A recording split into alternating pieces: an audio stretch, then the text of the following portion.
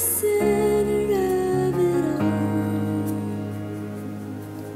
From beginning to the end, it will always be, it's always been you, Jesus.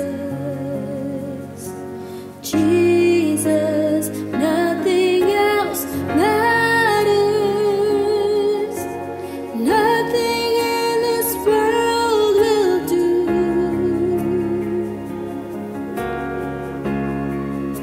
'Cause Jesus, you're the center.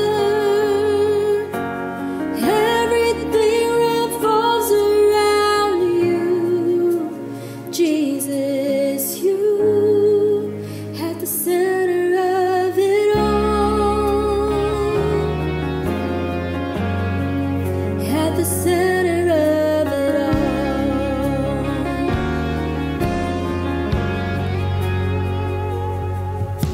And Jesus, be the center of my life.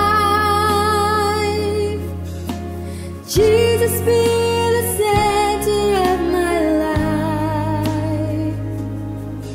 From beginning to the end, it will always be, it's always been you, Jesus. Jesus, nothing else matters. Nothing in this world will do.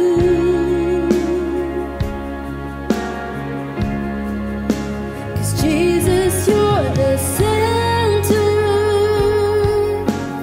Everything revolves around you. Jesus, you.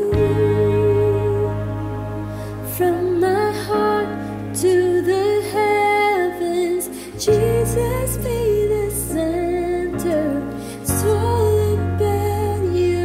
Yes, it's all about you.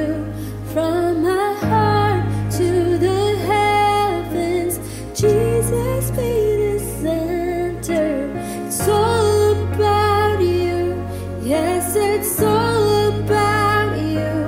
From my heart to the heavens, Jesus, be the center. It's all about you. Yes, it's all about you. From my heart to the heavens, Jesus, be the center. It's all about you. Yes, it's all about you.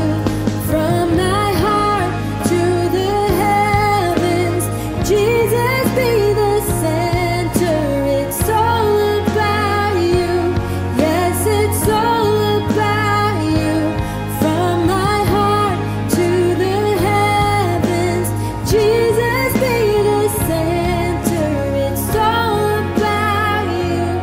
Yes, it's all about you.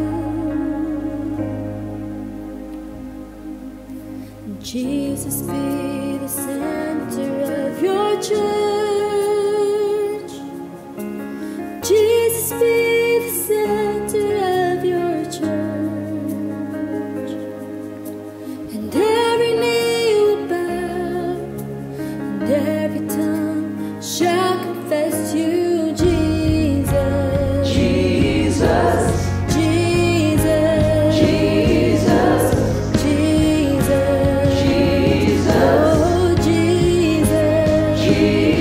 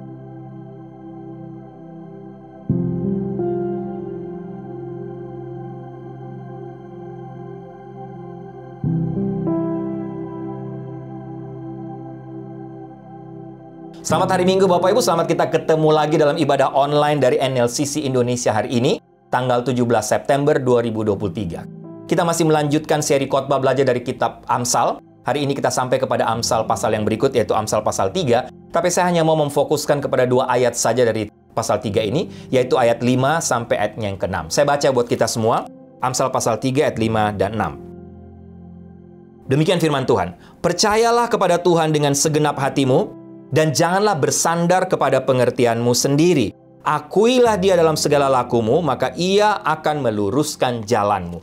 Bapak Ibu, saya mencoba untuk memberi tema dari bagian firman Tuhan ini, dari 2 ayat firman Tuhan ini, yaitu rahasia atau kunci hidup dalam kehendak Tuhan. Sebelum kita lihat lebih jauh, mari kita tundukkan kepala, kita berdoa. Tuhan, hamba percaya Engkau ada di sini, di ruangan ini di mana hamba menyampaikan firman-Mu. Engkau juga ada di ruangan semua Bapak Ibu yang sedang mengikuti ibadah online hari ini, khususnya dalam sedang mendengarkan firman-Mu. Hamba berdoa kiranya firman Tuhan yang sudah menjadi berkat menguatkan hamba, dari Amsal pasal 3 ayat 5 sampai 6, yang mungkin sudah hamba baca berulang-ulang, sudah sering hamba dengar khotbah dari bagian firman Tuhan ini. Tapi hamba berdoa sekali lagi menguatkan, akan hamba share hari ini, tapi juga sekaligus menguatkan untuk semua Bapak Ibu yang sedang mendengarkan, yang sedang mengikuti ibadah ini, yang sedang duduk diam mendengarkan firman Tuhan hari ini di rumah mereka masing-masing. Berfirmanlah Tuhan, bersabdalah karena kami sudah siap untuk mendengarkan suara-Mu. Dalam nama Tuhan Yesus kami berdoa. Amin. Bapak Ibu, saya mau mulai dengan satu cerita ya, sebelum kita lihat sama-sama lebih jauh bagian firman Tuhan. Ada kisah seorang suami istri, mereka tidak punya anak, tapi mereka punya anjing kesayangan yang namanya Bella. Nah, sang istri sedang merencanakan untuk perjalanan kerja dalam rangka urusan kantor berbulan-bulan, mau ke luar negeri ya. Dia rencananya mau ke berbagai tempat, ke New York dulu, terus lalu terbang ke London. Dari London dia ada pergi ke tempat lain, berbagai tempat yang lain, negara lain. Ketika dia sampai di New York, dia telepon kepada suaminya, dia telepon ke rumah dan tanya kepada suaminya, "Sayang, bagaimana Bella?" Suaminya katakan menyampaikan sesuatu yang mengejutkan, "Sayang, sorry. Pas kamu telepon, tapi sorry karena ada berita duka, Bella mati." Istrinya bilang, "No," kaget sekali istrinya karena itu anjing kesayangan mereka, sudah buat seperti anak mereka sendiri. "Sayang, kenapa kamu baru bilang sekarang? Maksud saya, tidak bisakah kamu melakukannya dengan cara yang sedikit berbeda? Kamu buat saya kaget. Saya jalan bermil-mil jauh dari rumah dan kamu tiba-tiba, saya telepon, tiba-tiba kamu kasih tahu kalau Bella mati. Itu seperti beritahu saya kalau anak kita sendiri atau orang tua kita meninggal. Kamu kan bisa kasih tahu kepada saya dengan cara yang bertahap," kata istrinya. "Apa maksud kamu?" "Ya, misalnya ketika saya pertama kali telepon kamu, waktu saya pertama kali check-in, kamu bisa bilang, 'Sayang, Bella lagi main di atas atap, saya hanya mau kasih info.' Lalu ketika saya telepon dari London, kamu bisa katakan, 'Sayang, Bella main-main tadi, Bella jatuh dari atap.' Waktu saya di Paris, kamu bilang lagi, 'Sayang, Bella tadi jatuh, lukanya parah, jadi saya harus bawa ke rumah sakit, dia sangat parah.' Dan waktu saya tiba di Roma dan telepon kamu, baru di situ kamu bilang, 'Sayang, kamu bisa duduk nggak? Tenang, kamu siapkan hati kamu ya. Saya mau kasih tahu kalau Bella itu anjing kesayangan kita telah mati, telah meninggal dunia. Bisa nggak lain kali seperti itu? Saya yakin saya bisa terimanya dengan lebih siap, lebih baik. Saya bisa menguasai perasaan saya.' Suaminya bilang, 'Sayang, oke, sorry. Saya benar-benar minta maaf.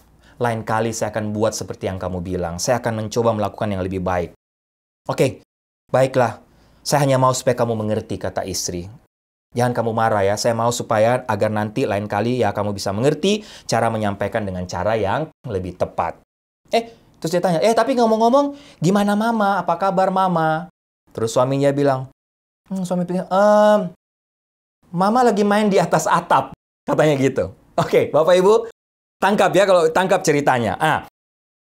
Apa yang kita dapat dari cerita ini? Bapak Ibu, untuk mengerti seorang wanita, itu memang rumit. Ya, yang sudah hidup sebagai suami istri, atau yang belum menikah juga, kalau wanita itu rumit. Mengerti mereka itu perlu kesabaran, perlu skill, bahkan perlu doa puasa juga Bapak Ibu. Kadang-kadang. Itu wanita. Apalagi untuk mengerti Tuhan, Bapak Ibu. Masalahnya adalah kita adalah manusia yang terbatas. Dan dia tidak terbatas. Tapi 2 ayat firman Tuhan yang kita baca tadi, yang saya baca buat kita, menurut saya memberikan kita satu penghiburan sekaligus rahasia, kunci. Bagaimana caranya supaya kita sebagai anak-anaknya bisa hidup dalam kehendak-Nya, Bisa mengerti, tidak hanya mengerti, tapi bisa tetap hidup dalam ketaatan kepada kehendak Tuhan. Nah, kedua ayat ini termasuk boleh dikatakan yang paling terkenal, paling familiar, paling dicintai di seluruh Alkitab. Mungkin Bapak Ibu telah menghafalnya dari sejak Sunday School, sekolah minggu ketika kita masih kecil. Atau mungkin kita juga membeli pajangan-pajangan dinding yang kita taruh di kamar kita, taruh di ruang makan, di ruang tamu, dan lain-lain di rumah kita. Kita gantung di dinding rumah kita maksudnya. Bapak Ibu menarik. Seorang guru Alkitab dari Inggris bernama Campbell Morgan menceritakan bahwa ketika satu waktu dia mau meninggalkan rumah untuk pertama kalinya, ayahnya itu menitipkan atau menempelkan sebuah catatan di tangannya. Catatan kecil. Dan ketika Campbell Morgan membukanya, dia menemukan bahwa catatan itu berisi satu ayat dari Alkitab, dari kitab suci yang bunyinya, "Akuilah dia dalam segala lakumu, maka ia akan meluruskan jalanmu." Dan Morgan katakan ketika dia mencoba untuk menengok kembali ke belakang bertahun-tahun, menengok ke belakang setelah bertahun-tahun kemudian, dia mencatat bahwa ayahnya telah menuliskan satu ayat yang terpenting dalam hidupnya. Ayat itu tanpa komentar, tanpa tafsiran, yang menyertainya. Tidak ada komentar sama sekali, kecuali satu komentar kata Morgan, yaitu tentang teladan kehidupan yang saleh, teladan hidup suci yang diberikan oleh ayahnya. Bapak Ibu, sekali lagi, teks ini memang sangat sederhana. Tidak ada yang sulit tentang ayat ini. Sangat sederhana sehingga menurut saya bisa dimengerti, dipahami oleh anak-anak Sunday School. Anak-anak kita yang mungkin kelas 3 SD, 4 SD, 5 SD bisa mengertinya dengan gampang Bapak Ibu. Tapi juga dua ayat ini dapat menjadi penghiburan, kekuatan bagi kita yang sudah menjadi orang Kristen lama atau menjadi orang Kristen yang dewasa dan sudah lama menjadi Kristen. Kata-kata ini melekat pada jiwa kita karena sebenarnya sedang berbicara tentang kebutuhan besar, bahkan kebutuhan paling mendasar dari hidup kita sebagai manusia. Apa itu? Kebutuhan akan bimbingan, kebutuhan akan arahan. Nah, Amsal pasal 3 ayat 5-6 ini memberikan kepada kita informasi tentang dari mana bimbingan itu akan datang. Ayat ini yang kita semua juga tahu adalah nasihat Salomo, semacam kursus singkat menurut saya untuk mengetahui kehendak Tuhan bagi hidup kita sebagai manusia. Khususnya ketika Bapak Ibu dan saya memimpikan, mendambakan sebuah hidup yang berhasil, hidup yang sukses, tentunya secara rohani, tentunya dalam kacamata Tuhan, dalam arti hidup dalam rencana dan kehendak-Nya. Kalau kita mau mempelajari apa yang diajarkan oleh bagian ini, Bapak Ibu, bagian firman Tuhan ini, dan kita mulai menerapkannya dalam kehidupan sehari-hari, saya yakin, begitu yakin, akan membuat perbedaan besar khususnya ketika Bapak Ibu dan saya, ketika kita harus membuat keputusan-keputusan yang sulit tentang hidup ini dalam rangka untuk hidup terus dalam rencana dan kehendak Tuhan. Saya mulai dengan asumsi bahwa sebagian dari kita, sekali lagi, sudah mengenal ayat ini sejak lama. Karena kita sudah terlalu sering mendengarnya, sehingga kadang-kadang kita tidak lagi ada waktu untuk memahami. Ingat seperti khotbah Ibu Sarah minggu lalu, tidak ada waktu untuk mendalami apa sesungguhnya makna dari ayat-ayat tersebut. Kita hanya baca saja. Sesudah itu kita tidak belajar untuk membacanya lagi dan belajar untuk memahami, mengertinya lebih dalam. Atau mungkin kita mengerti, tapi hanya di kulit saja. Dan itu yang terjadi pada saya pun, secara pribadi, ketika mempersiapkan bahan ini, Bapak Ibu. Karena saya jadi penasaran, saya sudah sering baca ayat ini, berulang kali. Saya coba baca lagi berulang-ulang dan baca lagi, akhirnya saya menemukan sesuatu. Saya menemukan paling tidak ada 5 kata kunci dalam 2 ayat ini, ayat yang singkat ini. Dan saya yakin 5 kata kunci yang akan kita lihat sekaligus menjadi 5 kunci atau 5 rahasia bagaimana supaya kita bisa hidup berhasil dan sukses di mata Allah. Dalam arti hidup terus dalam kehendak-Nya. Tidak keluar, tidak melenceng dari kehendak-Nya. Perhatikan, kata pertama itu kata percayalah. Percayalah kepada Tuhan dengan segenap hatimu. Bapak Ibu menarik karena kata percaya dalam bahasa Ibrani berarti bersandar dengan seluruh tubuh. Berbaring di atas. Melepaskan seluruh beban. Dalam pemikiran kita, kata percaya berarti mengandalkan atau memiliki keyakinan. Betul? Tapi kata Ibrani lebih dalam, lebih kuat, lebih strong. Ini memiliki gagasan untuk meregangkan diri di atas tempat tidur atau melemparkan diri kita di atas tempat tidur atau beristirahat di satu permukaan. Kata ini berarti menaruh beban kita secara penuh pada sesuatu. Percaya kepada Tuhan berarti meletakkan seluruh beban kita kepadanya, bergantung sepenuhnya secara total kepada Tuhan. Itu kata percaya. Kata kedua, bersandar. Jangan bersandar pada pengertianmu sendiri. Kata bersandar di sini berarti bersandar pada sesuatu untuk mendapatkan support sebagian. Perhatikan ya, untuk mendapatkan support sebagian. Bersandar di sini, untuk lebih jelasnya seperti apa yang kita lakukan saat kita berjalan dengan tongkat. Atau berpegangan pada alat bantu jalan, walker. Karena kita belum stabil berjalan. Ya, Bapak Ibu, biasanya orang yang habis kena sakit, jatuh, atau ada masalah dengan kaki, atau kena stroke, biasanya dalam terapi harus mulai dengan tongkat. Tujuannya apa? Karena kita belum stabil. Kata ini digunakan untuk bersandar pada pohon atau tebing batu. Kita bersandar pada sesuatu ketika kita tidak cukup kuat untuk berdiri sendiri. Support sebagian, karena kita masih bisa melakukan sendiri, tapi kita menaruh beban sebagian dibantu dengan tongkat itu atau walker itu. Jadi bukan melepas seluruhnya, tapi support sebagian. Itu kata bersandar, Bapak Ibu ya. Oke. Ketiga, kata pengertian. Jangan bersandar pada pengertianmu sendiri. Sekali lagi menarik kalau kita bahas dari kata Ibraninya. Kata pengertian di sini mengacu pada proses mental di mana kita harus menganalisa suatu masalah, memecahnya menjadi bagian-bagian yang lebih kecil, dan kemudian membuat keputusan tentang apa yang akan kita lakukan. Misalnya, pagi-pagi ketika kita harus buat daftar semua hal yang harus kita kerjakan hari itu, di sini kita menggunakan pengertian. Kita memilih atau menentukan yang mana yang akan menjadi prioritas kita. Ya. Itu juga yang kita gunakan pada hari Minggu malam kalau yang kerja, saat kita memetakan atau menyusun planning schedule kerja kita untuk 1 minggu ke depan. Itulah pengertian. Kita berusaha untuk memilah, menyusun mana yang prioritas, Bapak Ibu. Seperti saya, harian ada. Biasanya kerja sama Devia, dia bantu saya di Global sebagai Global Outreach Administrator. Biasanya 1 minggu saya sudah kasih tahu. Senin, itu saya pikirkan hari Minggu. Senin kerjakan ini, Selasa kerjakan ini, Kamis kerjakan ini, Jumat kerjakan ini. Pakai apa? Pengertian. Itulah pengertian. Sesuatu yang kita gunakan setiap kali kita merencanakan hidup kita atau ketika kita memecahkan masalah yang sedang kita hadapi. Jadi, pengertian adalah kemampuan yang sesungguhnya telah Tuhan berikan kepada kita. Garis bawahi kalimat ini. Pengertian adalah kemampuan yang sesungguhnya telah Tuhan berikan kepada kita supaya kita bisa membuat keputusan yang tepat, khususnya tentang hidup kita. Nah, menarik. Kalau kita ambil kata bersandar, jangan bersandar pada pengertianmu sendiri. Kata bersandar kemudian memasukkan gagasan tentang pengertian tadi, dan kita menggunakan atau memasukkannya dalam kalimat negatif, artinya kira-kira begini. Pakailah semua kekuatan mental pengertian yang kita punya, tapi jangan pernah bersandar kepada semua itu untuk mendapatkan dukungan secara total. Jangan pernah percaya pada pengertian kita sendiri untuk mengetahui hidup kita. Cara sederhananya begitu. Tetapi sebaliknya, bersandarlah secara total kepada Tuhan. Taruhlah seluruh berat beban kita atau berat badan kita kepada Tuhan saja. Bapak Ibu, itu pengertian ya. Sekarang lihat kata keempat. Akuilah. Akuilah dia dalam segala lakumu. Kata ini patut mendapat pertimbangan atau perlu kita ada ekstra untuk mempelajarinya lebih jauh. Karena menarik, kata akuilah ini kadang-kadang bisa sulit juga dipahami.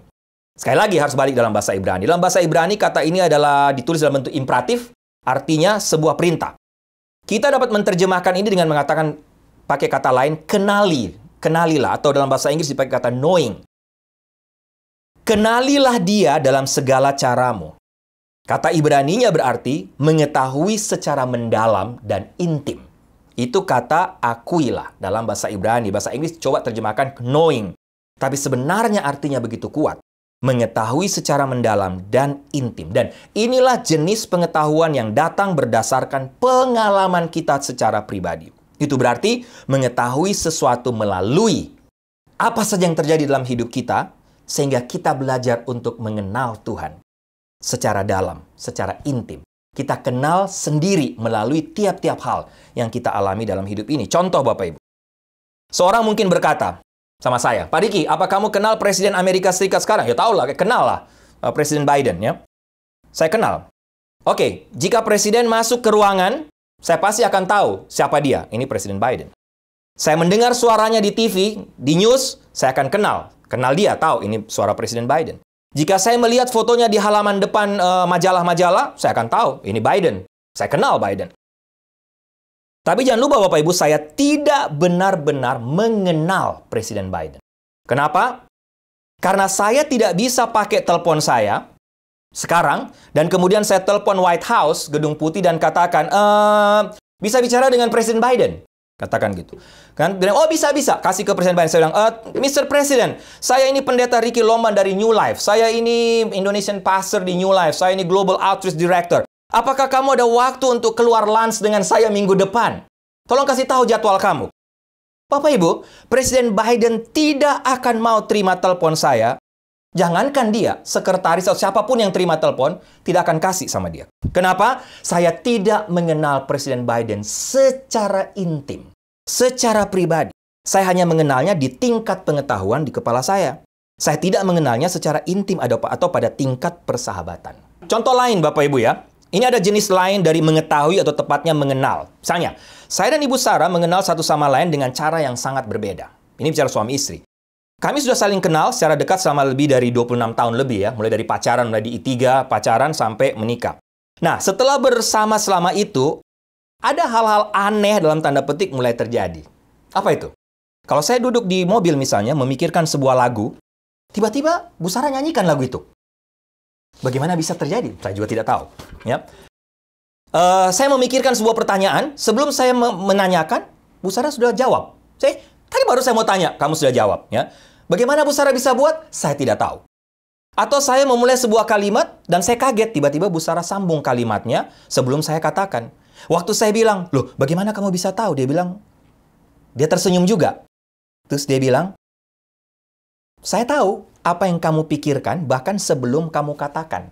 Kok bisa kamu begitu? Iya, saya sudah tahu. Saya sudah mengerti sebelum kamu ngomong, saya sudah tahu. Bapak Ibu, hal seperti itu terjadi pada sebuah, bukan hanya kami, tapi semua pasangan suami istri yang sudah menikah bertahun-tahun. Benar nggak? Ketika kita atau Bapak Ibu hidup bersama selama bertahun-tahun, kita sudah semakin mengenal satu sama lain pada tingkat yang begitu dalam. Sehingga kita benar-benar tahu apa yang akan dikatakan istri saya. Jangankan katakan, masuk rumah, baru dengar langkah kakinya, sudah tahu siapa yang datang. Lihat dia caranya cuci piring, sudah tahu kalau dia lagi happy atau dia lagi marah. Kan lihat dari bantingan piringnya itu Bapak Ibu. Langsung ketahuan kalau lagi happy atau lagi marah. Kenapa? Karena mengenal. Kita sudah tahu apa yang dikatakan istri kita sebelum dia mengatakan. Kita tahu apa yang dilakukan suami kita sebelum dia melakukannya. Kenapa? Karena kita punya pengenalan yang dalam, bertahun-tahun. Mengenal secara intim, itulah maksudnya Bapak Ibu. Begitu banyak orang senang dengan doa seperti ini. Tuhan, berkatilah semuanya Tuhan, dalam nama Tuhan Yesus. Amin. Maksudnya apa? Ketika kita bangun di pagi hari, kita katakan, Tuhan, tolong ya, hari ini saya sibuk. Banyak yang harus saya lakukan. Tuhan, saya tidak punya waktu untuk berdoa hari ini. Jadi inilah daftar doa saya. Mohon Tuhan berkati semuanya. Oke Tuhan, saya harus pergi. Kita lemparkan daftar kita ke sorga, sementara kita itu berlari keluar pintu rumah kita. Kira-kira seperti itu Bapak Ibu. Apa yang kita katakan adalah begini, Tuhan, inilah jadwal saya Tuhan, tolong dong kamu approve, kamu kasih stempel dengan restu dari kamu. Dan sepanjang hari itu kita juga tetap ngomel, kita tanya Tuhan kenapa hari ini dipenuhi dengan rasa frustrasi, tidak ada satupun schedule saya sudah kasih sama kamu, kenapa tidak satupun yang berjalan. Bapak Ibu, akhirnya Alkitab katakan apa? Dengan segala caramu, kenalilah Tuhan secara intim. Kenali dia secara mendalam. Bukan hanya melemparkan proposal permohonan kepada Tuhan. Minta Tuhan langsung approve. Bukan itu yang Tuhan mau. Tuhan mau kita mengenal dia secara pribadi. Kenali dia secara mendalam. Dan begitu betapa sering kita melewatkan poin ini Bapak Ibu. Pertanyaan buat kita. Apakah kita ingin mengetahui rahasia bagaimana mengetahui kehendak Tuhan? Ini rahasianya. Dalam segala hal yang kita lakukan, kenalilah Tuhan. Bagaimana kita bisa tahu kehendaknya kalau kita tidak mengenalnya? Bagaimana kita bisa tahu kehendaknya kalau kita tidak punya hubungan yang intim dengan dia? Tapi kita semua menginginkan satu formula, boleh kata sistem Bapak Ibu. Saya tidak suka itu. Berikan saya rumus. Berikan saya 3 langkah untuk bisa berhasil, untuk sukses. Amsal pasal 3, 5-6 memberitahu kita bahwa rahasianya bukan formula. Bukan sistem. 1, 2, 3, 4. Rahasianya adalah menjalin hubungan yang intim dengan Tuhan kita, Bapak Ibu. Saya yakin demikian juga hubungan kita dengan Tuhan, Bapak Ibu. Kita selalu mau atau menginginkan sebuah formula yang baku dan jawaban yang to the point dari Tuhan. Untuk dapat langsung mengerti kehendak Tuhan. Tapi belajar dari bagian firman Tuhan, Tuhan katakan apa? Tidak. Kenali aku. Habiskan waktu bersamaku. Dahulukan aku dalam setiap bidang hidupmu, karena ketika kamu melakukan itu, aku akan mengurus semua yang lain dalam hidupmu. Bapak Ibu ingat minggu lalu Ibu Sarah sampaikan dari Matius 6:33, cari dahulu kerajaan Allah dan kebenarannya, maka semuanya. Cari dahulu kerajaan Allah, artinya apa? Kenali Tuhan. secara intim. Tuhan katakan, aku akan mengurus semua yang lain dalam hidupmu. Bapak Ibu, ini adalah sebuah cara, menurut saya, satu cara revolusioner dalam memandang kehidupan ini. Berdasarkan teks ini, apa kira-kira kehendak Allah bagi hidup Bapak Ibu dan saya atau bagi kita semua? Bagaimana agar kita dapat mengerti, mengenal Tuhan dalam hidup kita? Bagaimana agar kita dapat melihatnya hadir di mana-mana dalam segala hal? Dan bagaimana agar kita dapat hidup dalam penyerahan total kepadanya? Bapak Ibu, ingat satu hal. Hal terpenting bukanlah keputusan yang kita hadapi atau keputusan apa yang akan kita ambil. Yang terpenting adalah hubungan kita dengan Tuhan. Dan semakin dekat kita dengan Tuhan, semakin mudah bagi Tuhan untuk membimbing kita ke jalan yang Dia inginkan. Semakin mudah juga bagi kita untuk mengerti kehendaknya, untuk mengerti suaranya. Mengenal Tuhan berarti mengambil semua yang kita miliki dan menyerahkannya kepada Dia, Raja segala raja, Tuhan segala Tuhan. Dilihat dari sudut pandang itu, kita dapat menerjemahkan ayat 5 sebagai berikut. Dengan segala caramu, kenalilah Allah secara intim, secara mendalam, secara pribadi. Ketika kita mengenal Tuhan seperti itu, di setiap bidang hidup kita, Bapak Ibu, kita akan melihat Tuhan mengarahkan, memimpin jalan kita begitu luar biasa. Yang terakhir, kata menuntun. Dia akan meluruskan jalanmu, Bapak Ibu. Ini membawa saya ke kata yang kelima. Dalam King James Version dikatakan, dia akan mengarahkan jalanmu. Tapi ada satu terjemahan lain, Bapak Ibu, menurut saya yang lebih tepat. Lebih cocok dengan bahasa Inggris, dia katakan, diterjemahkan dalam bahasa Indonesia, dia akan meluruskan jalanmu. Bayangkan ketika kita sedang mengemudi di sepanjang jalan yang tampaknya tidak dapat dilewati. Jalannya berkelok-kelok melalui pegunungan, turun ke rawa-rawa. Tampaknya memiliki 1000 belokan dan lain sebagainya. Saat kita mau melanjutkan perjalanan, kita menemukan bahwa sebagian jalan hilang. Kita nggak tahu harus kemana, sebagian lagi berlubang, sebagian lagi terhalang oleh batu-batu yang sangat besar. Di beberapa tempat, jalannya tampaknya menjadi buntu. Bapak Ibu, ini gambaran tentang hidup kita, bukan? Saat kita melihatnya, tampaknya ditutupi dengan batu besar dan batu-batu yang besar. Ada waktunya kita rasa ini jalan buntu. Beberapa bagian tampaknya berlubang, bagian lain tidak tahu mau kemana, bingung. Tapi itulah hidup. Tapi inilah pesan Tuhan untuk kita dari Amsal pasal 35-6 ini. Jika kita mau mengenal Tuhan di setiap bidang kehidupan kita, maka Dia akan mengambil tanggung jawab pribadi untuk membuat jalan kita mulus dan lurus. Dia akan menghilangkan rintangan jika perlu disingkirkan. Dia akan mengisi lubang jika perlu diisi. Dia akan mengarahkan jalan memutar sehingga apa yang tampaknya menjadi jalan buntu ternyata menjadi jalan terpendek untuk mencapai tujuan kita. Yang harus kita lakukan adalah percaya kepada Tuhan. Baringkan diri kita sepenuhnya padanya untuk mendapatkan dukungan secara penuh. Jangan bersandar pada pemahaman manusiawi kita. Dalam segala caramu, sekali lagi, kenalilah Tuhan secara intim. Dia akan mengambil jalan hidup kita yang tampaknya naik turun, berputar, terkadang melengkung ke belakang. Dia akan meluruskan jalan kita. Itulah janji Tuhan. Janji Tuhan yang maha tahu. Janji Tuhan yang maha kuasa kepada Bapak, Ibu, dan saya. Tapi itu tidak akan selalu mudah atau datang dengan cepat, Bapak, Ibu. Bagi sebagian besar dari kita, sebagian besar waktu, kadang-kadang kebalikannya yang terjadi. Apa maksudnya? Menemukan kehendak Tuhan memang membutuhkan waktu seiring dengan peristiwa-peristiwa kehidupan yang kita alami. Seringkali dengan cara yang tampaknya tidak masuk akal sama sekali. Jarang kita mengetahui seluruh rencana Tuhan sebelumnya. Sekali lagi, kenapa Bapak Ibu? Kita manusia.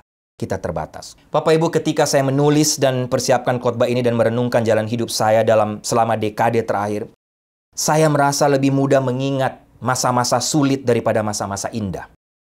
Tapi saya lupa kalau ternyata ada begitu banyak juga masa-masa indah yang Tuhan berikan kepada saya. Bahkan boleh saya katakan terlalu banyak. Saya saja yang melupakan, bahkan seringkali tidak menghiraukannya. Saya bisa ada di sini sekarang, anak-anak saya, istri saya, jangkauan pelayanan yang dipercayakan kepada saya sampai hari ini. Belum lagi bicara kesehatan saya dan lain sebagainya. Hidup dalam kecukupan. Sejak Tuhan memanggil saya dan Ibu Sarah menjadi hamba Tuhan, kami tidak pernah merasa kekurangan. Terlalu banyak mujizat pemeliharaan Tuhan dalam hidup kami. Apalagi kalau saya coba membandingkan Bapak Ibu, apa yang terjadi dengan beberapa teman hamba Tuhan dalam keluarga, dalam peranan mereka. Bandingkan dalam arti apa Bapak Ibu? Bagi saya lihat terlalu sulit sekali mereka, terlalu sulit yang mereka hadapi dalam hidup, dalam keluarga, dalam pelayanan. Jadi sebenarnya saya secara pribadi dengan melihat hal-hal yang indah ini, tidak ada lagi yang harus saya keluhkan harusnya. Tidak ada. Kalau saya masih mengeluh, Bapak, saya sering katakan ini, kalau saya masih mengeluh komplain, Tuhan marah kepada saya, berdosa Bapak Ibu. 10 tahun yang lalu saya tidak tahu apa yang terjadi pada masa sekarang. Melihat ke belakang, Saya senang kalau saya tidak tahu sebelumnya. Kenapa Bapak Ibu? Karena setelah terjadi, saya lihat ke belakang, baru saya tahu dan saya sadar saya melihat kebaikan Tuhan. Saya melihat bagaimana Tuhan memimpin hidup saya, meluruskan jalan-jalan hidup saya. Dan banyak dari kita menjalani hidup dengan bersandar hampir sepenuhnya pada pemahaman kita sendiri. Seperti saya, benar nggak Bapak Ibu? Kita semua suka memegang kendali. Tuhan, saya yang kontrol. Saya nakodanya. Saya yang kendali. Saya katakan, saya salah satunya. Saya ingin tahu apa yang sedang terjadi. Saya suka bertanggung jawab atas nasib saya sendiri. Dan bagian firman Tuhan ini adalah peringatan bagi kita semua. Saya pertama, yang menata kehidupan, yang mencoba menata kehidupan seperti yang kita inginkan. Dan kemudian berkata, ini Tuhan, beri cap, beri stempel, approve dengan berkat-Mu. Karena saya akan pergi keluar dan melakukan. Dan saya akan melakukannya untukmu. Kira-kira begitu. Tuhan berkata, sekali lagi, itu bukan cara kerjaku. Saya tidak bekerja seperti itu. Sekali lagi, Bapak Ibu, kenali aku dulu, kata Tuhan. Utamakan aku dalam segala hal. Termasuk apa? Utamakan aku dalam semua rencanamu. Utamakan aku dalam semua pemikiranmu. Utamakan aku dalam seluruh hidupmu. Dan saya akan kemudian meluruskan jalanmu. Bapak Ibu, kalau boleh saya memberikan kesimpulan ya. Menurut saya ada 5 kata kunci yang bisa kita simpulkan. Menurut saya 5 kata kunci yang saya jelaskan tadi bisa kita simpulkan dalam satu kata. Itulah faith. Itulah iman. Dalam arti jika kita sukses dan berhasil, milikilah iman hanya kepada Tuhan saja dengan cara apa? Percaya, bersandar, jangan mengandalkan pengertian dan kekuatan sendiri. Kenalilah Tuhan secara intim dan biarkanlah Tuhan sendiri yang menuntun dan membimbing jalan hidup kita yang seringkali penuh misteri dan penuh dengan tanda tanya buat kita. Bapak Ibu, saya punya 2 definisi favorit tentang iman. Yang pertama dari Philip Yancey, yang berkata, iman berarti percaya sebelumnya apa yang masuk akal jika dibalik. Apa maksudnya? Adalah salah untuk mengatakan bahwa iman ada memberikan semua jawaban. Tidak sama sekali. Mungkin di surga kita akan mengerti sepenuhnya, pasti ya. Atau di surga keinginan kita untuk mengetahui akan diubah, bisa jadi nggak mengerti, tapi akan diubah oleh Tuhan, diubah oleh pandangan kita terhadap Tuhan. Dengan iman kita melihat hal-hal yang tidak terlihat oleh orang lain, dan dengan iman kita percaya terlebih dahulu hal-hal saat ini yang tidak masuk akal, tapi suatu hari nanti akan masuk akal karena kita akan melihatnya secara terbalik, Bapak Ibu. Dunia berkata, melihat, percaya. Tapi Tuhan berkata apa? Percaya baru melihat.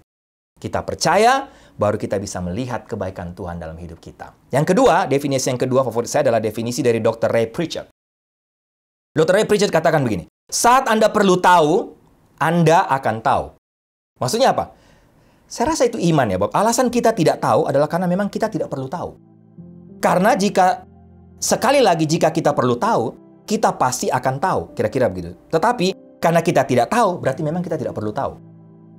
Kenapa? Tuhan mau satu. Kita belajar mengerti kehendaknya, belajar mengandalkan Dia saja. Kalau kita tidak tahu sekarang, kenapa ini tidak terjadi? Ya memang kita tidak perlu tahu. Itu maksudnya Bapak Ibu. Menarik kata ini. Tapi kalau kita perlu tahu, pasti kita sudah tahu. Kalau kita nggak tahu, ya memang kita nggak perlu tahu. Tapi itulah iman. Begitulah cara Tuhan bekerja, bukan? Ketika kita perlu tahu, kita akan tahu.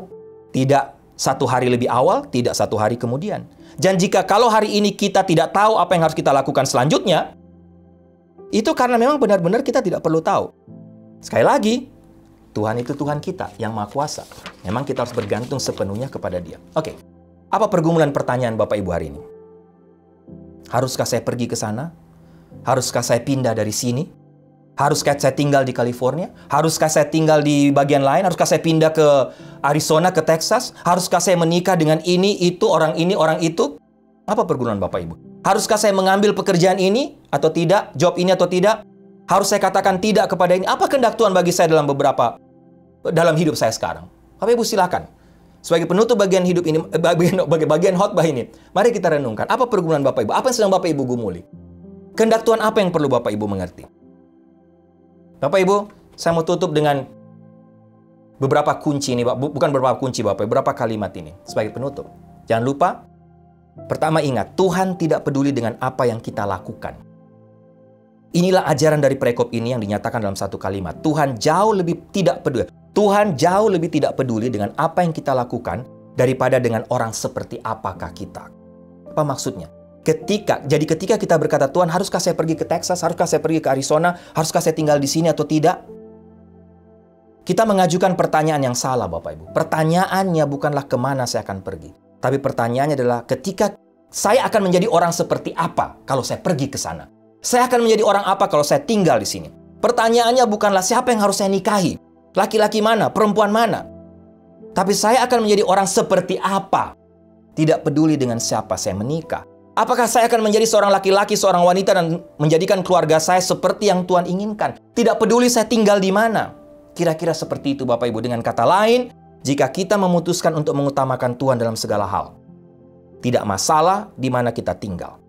Kita mengutamakan Tuhan dalam segala hal, tidak jadi masalah Bapak Ibu di mana kita berada. Yang kedua Bapak Ibu, tadi Tuhan tidak peduli dengan apa yang kita lakukan. Dia lebih peduli dengan bagaimana kita jadinya. Orang seperti apa kita. Yang kedua, tugas kita hanya satu, kenali Tuhan secara intim, sisanya urusan Tuhan. Sebagai manusia biasanya kita memfokuskan seluruh energi kita kepada keputusan apa yang akan kita ambil. Tapi Tuhan bilang apa? Kenali saya mengurus detailnya. Kita selalu ingin arah tertentu, tapi Tuhan katakan dengan segala caramu, kenali aku terlebih dahulu. Dan yang ketiga, ingat, Tuhanlah tour guide. Nakoda, tapi sekaligus saya pakai kata bulldozer pembuka jalan, Bapak Ibu. Sekali lagi, Amsal 3 ayat 5-6 diakhiri dengan sebuah janji. Ia akan meluruskan jalanmu.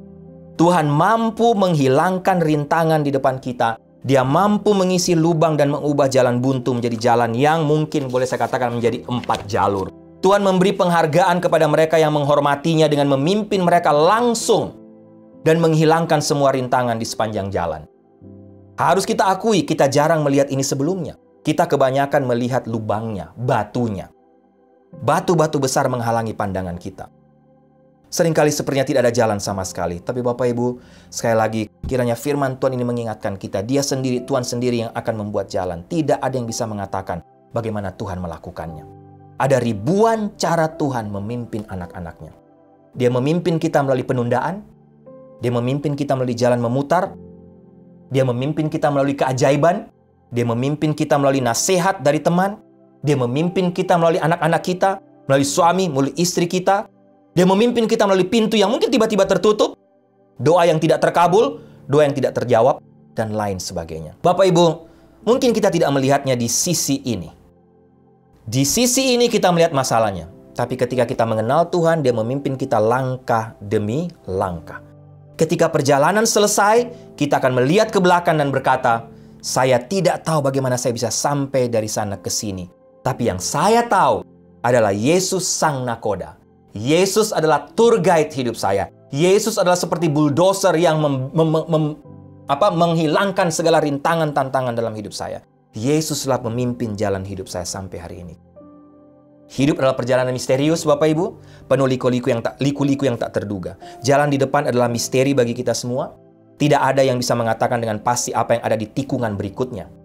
Ini mungkin jalan mulus melalui lembah yang indah, atau mungkin menemukan bahwa jembatan itu hilang, dan kita harus menemukan cara untuk menyeberangi sungai yang dalam. Seringkali jalan akan tampak menghilang, atau mungkin tiba-tiba nampak menuju ke 3 arah.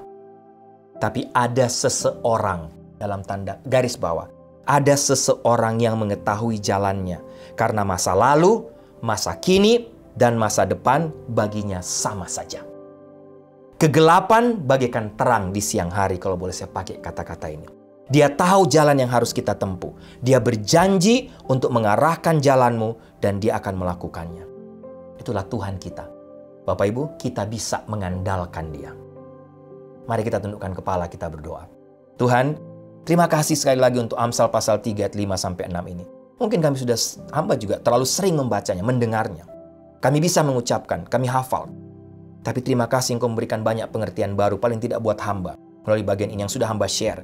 Dan kiranya bagian ini juga kembali mengingatkan, memberikan pelajaran penting, menguatkan semua Bapak Ibu, tiap-tiap pergumulan mereka hari ini, khususnya mereka dalam mengerti kehendak-Mu.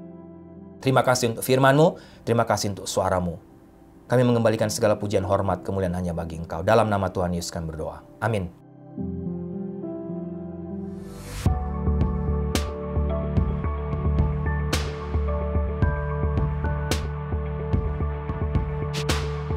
Baik Bapak Ibu, doa saya kita semua diberkati lagi oleh seluruh rangkaian ibadah hari ini secara khusus melalui kebenaran firman Tuhan yang sudah saya bagikan.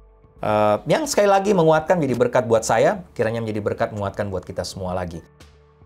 Ada beberapa pengumuman, bukan beberapa pengumuman Bapak Ibu, hanya mengucapkan terima kasih dan ucapan syukur. Terima kasih untuk semua Bapak Ibu, khususnya jemaat di sini NLCC Indo, yang sudah hadir bekerja keras dalam melaksanakan acara Mission Night kemarin atau tadi malam. Terima kasih untuk semua support, dukungan.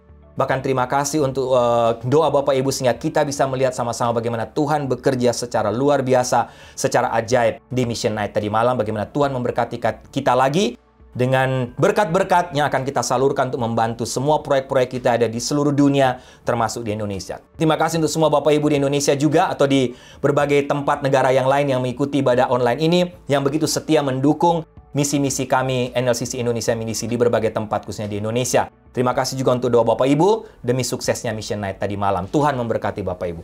Kalau ada di antara Bapak Ibu khususnya di negara lain atau di Indonesia khususnya yang masih ingin atau Bapak Ibu terbeban untuk mensupport, membantu misi-misi kami yang ada di Indonesia khususnya, Bapak Ibu bisa menghubungi saya langsung atau Ibu Sarah. Bapak Ibu bisa lihat email di screen, Bapak Ibu bisa kontak, Bapak Ibu kira-kira harus transfer uangnya di mana, kemana, ya Bapak Ibu bisa email saya secara langsung. Bapak Ibu lihat email saya, informasi saya di screen. Baik, Bapak Ibu, jemaat yang kekasih, tundukkanlah kepalamu, arahkanlah hatimu kepada Tuhan, dan terimalah berkat Tuhan. Anugerah keselamatan dari Tuhan Yesus Kristus, kasih sayang yang tidak berkesudahan dari Allah Bapa, serta penyertaan dari Roh-Nya yang kudus, kiranya menyertai engkau sekalian, mulai hari ini sampai Maranatha Tuhan Yesus datang kembali. Haleluya, amin.